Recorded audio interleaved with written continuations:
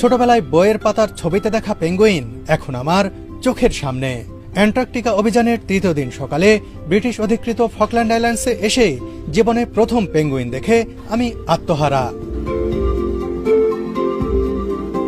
হাত বাড়ালে এদের ছোঁয়া যায়, কিন্তু ছোঁয়া তো দূরের কথা, একেবারে কাছে যাওয়াও বারণ।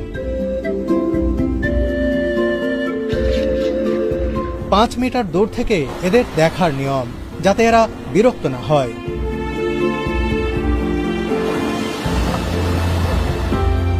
অভিযাত্রীরা নিয়ম মানতে বাধ্য, কিন্তু পেঙ্গুইন তো বোঝে না নিয়মের বালায়, তাই তো থুপথাপ হেঁটে চলেও আসে মানুষের কাছে।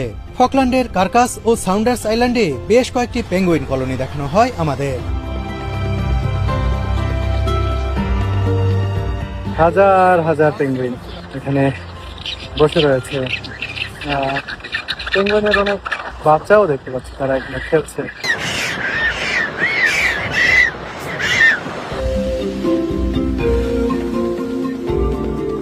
জেন্টু সহ কয়েক প্রজাতির পেঙ্গুইনের মধ্যে কিং পেঙ্গুইন আকারে ও রং চেহারায় অতুলনীয়।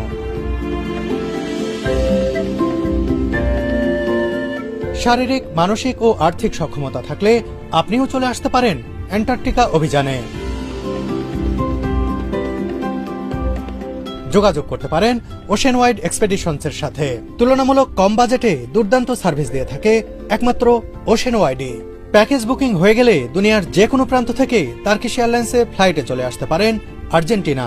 এরপর উশোয়া বন্দর থেকে শুরু করুন অ্যান্টার্কটিকা অভিমুখে স্বপ্নযাত্রা। ফকল্যান্ড, সাউথ জর্জিয়া হয়ে অ্যান্টার্কটিকা অভিযানে প্রতি মুহূর্তে মিলবে রোমাঞ্চকর অভিজ্ঞতা।